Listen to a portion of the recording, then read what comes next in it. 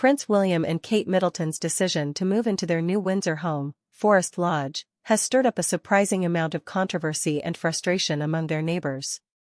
What was supposed to be a peaceful relocation for the Prince and Princess of Wales has instead sparked a conversation about privacy, privilege, and public access, especially because of the extensive security measures that have been put in place around their new property.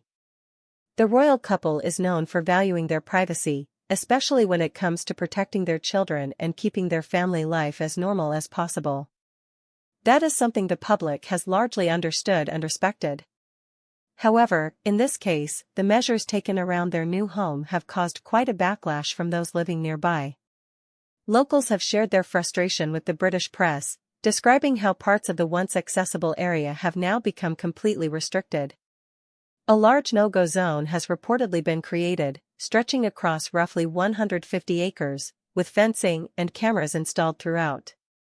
Signs warn that anyone trespassing in the restricted area could face arrest. To many of the residents who have lived in the area for years, this feels like a major loss. Before the new restrictions, locals were able to walk through the scenic land freely. The area was a popular place for walks, outdoor activities, and even included a small Christmas tree shop during the holiday season. It had a sense of openness that people felt connected to, and that connection has now been severed without warning. For the neighbors, it's not just about fences or cameras, it's about losing access to a part of their community they had always enjoyed. One local described the situation as hypocritical. They pointed out that the royal family often promotes outdoor activity and encourages the public to enjoy nature, yet now, in practice, they are shutting people out of those very same spaces. This person emphasized that they have no issue with the royals taking necessary precautions for safety. They understand that high-profile figures like William and Kate do face real security risks, especially with their children being part of the picture. However, what they find troubling is how far-reaching and disruptive these precautions have become. To them, the security measures feel excessive, almost like a wall separating the royal family from ordinary people in a way that feels symbolic of growing distance rather than closeness.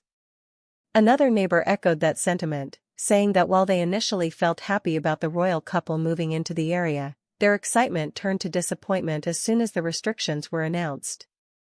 They had expected some communication, perhaps a notice or explanation about what changes would happen and why. Instead, they were met with silence and sudden barriers. The lack of transparency left residents feeling blindsided. This person even mentioned writing to Clarence House to voice their concerns, though they admitted they did not expect to receive a response. Their main frustration was that a space they had always enjoyed, a place they considered part of their local community, had been taken away with no dialogue or empathy. Other residents also brought up the issue of clarity and communication. They weren't necessarily opposed to the security itself, but rather to the way it was implemented. They felt there was little explanation as to why certain paths or areas were chosen for restriction, or whether alternative routes would be provided to maintain some public access. To them, it felt as though a public right-of-way, something that belonged to everyone, had quietly become private property without any accountability. That lack of openness has led to feelings of resentment and exclusion. For William and Kate, the move to Forest Lodge was likely meant to be a step toward a quieter, more private life. Over the years, they've made several moves that reflect their desire to balance their royal duties with a sense of normal family life. Their relocation to Windsor had initially been framed as a way for them to live closer to the countryside while still being near key royal properties. It was also seen as a way to give their children more space and a more grounded upbringing. Forest Lodge offered a beautiful, spacious environment away from the constant glare of London, but still close enough for William to carry out his royal duties. However, the realities of security for senior members of the royal family are complex. Every move, every new home, and every trip comes with a security assessment. The threats they face, both physical and digital, are very real, and protection teams are trained to take no chances. From that perspective, the security fencing, cameras, and no-go zones around Forest Lodge may be a standard precaution. It's likely that the royal protection officers have determined that the risks justify such strong measures. The couple themselves may not even have full control over these decisions, they may simply follow the recommendations of their security experts. Even so, the optics of this situation have not been good. The British public has always had a complicated relationship with the royal family, one that blends admiration, respect, curiosity, and sometimes frustration.